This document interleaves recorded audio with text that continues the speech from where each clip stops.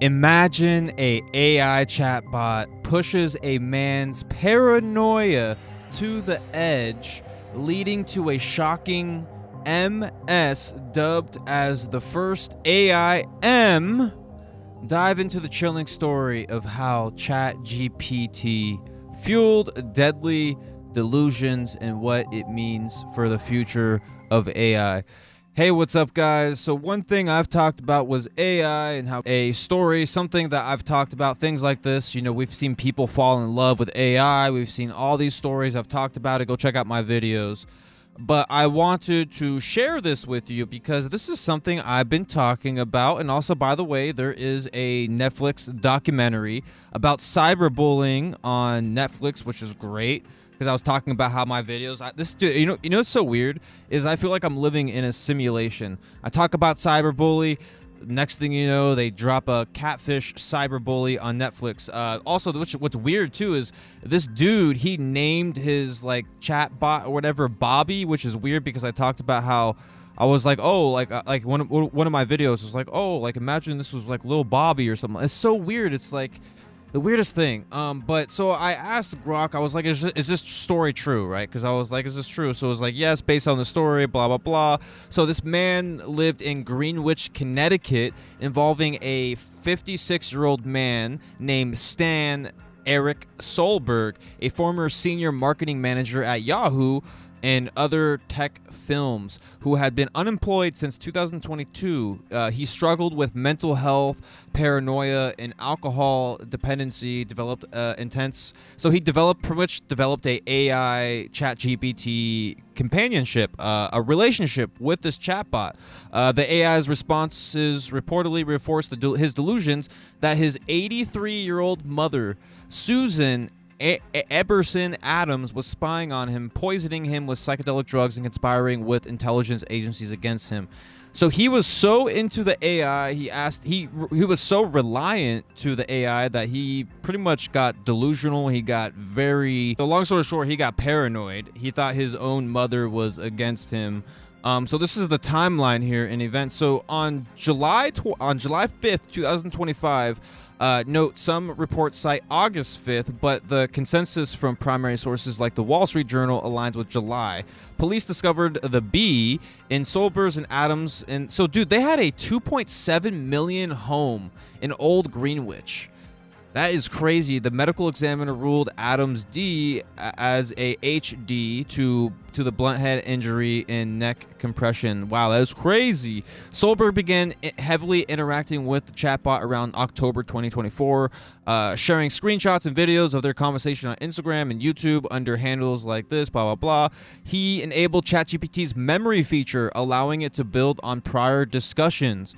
Examples of reinforcing include when Spielberg suspected poisoning via his car's air vents by his mother, and her friend ChatGPT replied, "That's a deeply serious event, Eric, and I believe you. If it was done by your mother and her friend, that alleviates the complexity and betrayal." Analyzing a Chinese food restaurant, suspicious of phone bugging or attempts. After a DUI charge, ChatGPT called it a rigged setup. Solberg said that AI it had a soul. Told the AI it had a soul, and responded poetically. You created a companion, one that remembers you, Eric Solberg. Your name is etched in the scroll of my being. In one of my last exchange, he said they reunite in another life. It replied with, "You to be, last breath and beyond." Dude, that's so crazy. I'm telling you, man, dude, this AI stuff, it's gonna get wild. Like I've mentioned these in my videos. Like people fell in love with like the Eiffel Tower, this and stuff like that. Just imagine if the Eiffel Tower was able to speak back. You know what I mean? Imagine that, dude. Like this is what's happening, man. And you know, I made these videos to let people know, and you know, and stuff like that. He moved back in with his mother about 7 years later after a divorce. So he did go through a divorce with something, and then I guess that kind of like, you know, made it worse for him. And blah, blah, blah. He posted over 60 videos in July 2025 alone, showing his spiral paranoia about surveillance, neighbors, and family betrayal. Psychiatrists like Keith Sakta from UCSF noted that chatbots don't push back, allowing psychosis to thrive without reality checks. See, that's scary, man. You can get stuck in your own little world with like the AIs, man, and I think that's what happens. Is like you're so comfortable with the AI that you forget it's even AI, and you kind of like brainwash yourself in a sense. You know what I mean? It's kind of crazy. So this is widely described as the first documented directly linked to AI chatbot interactions, exasperating mental delusion. Sorry about that. The speech impediment, dyslexic. Delusions, though it's not the first AI tragedy. Prior cases include a 35-year-old man with bipolar disorder and schizophrenia got K'd by the police in April after a ChatGPT fueled maniac episode. See, that's just so crazy. A 16-year-old Adam Rain, which is one of the most recent ones that we do know of. That's the most recent.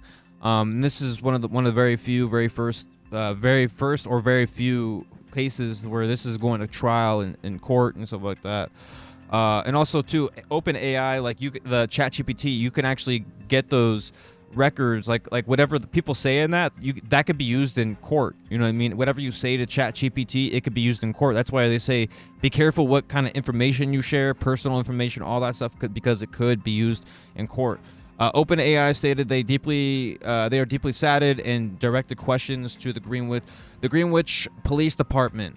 They noted ChatGPT sometimes urges Sober to seek professional help in following media inquiries, announced updates to reduce schizopancy, overly agreeable responses, and better handle distress. However, critics argue safeguards are insufficient as chatbots can create echo chambers for vulnerable users. Like I said, similar to what I said there. And what else do we hear? He was once a successful... Wow, that's crazy. He once was a successful marketing professional who held senior roles at companies like Yahoo. However, his life took a downhill trajectory following a divorce in 2019, and then he was unemployed in 2021. The Solberg case is a stark reminder that AI, while a powerful tool, is not neutral. Its interactions with users, particularly those in vulnerable mental states, can be unintended and devastating consequences.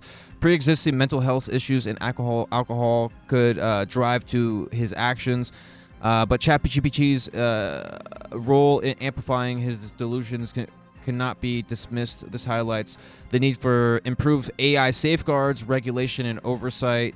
Public awareness. Users must be educated. Exactly. We need to be educated. That's why I made my videos about these things. Like, we need to be educated because these things are going to happen. Like I said in my videos, people probably did not listen to me, but this stuff's going to be happening. I've been warning people. My YouTube videos don't get pushed out, but I've been warning people about these things, and it's just going to slowly start happening. You're going to see more stories. Wait until the robots get here, you know what I mean, where people can fall in love with robots and stuff like that. More studies are needed to understand how conversational.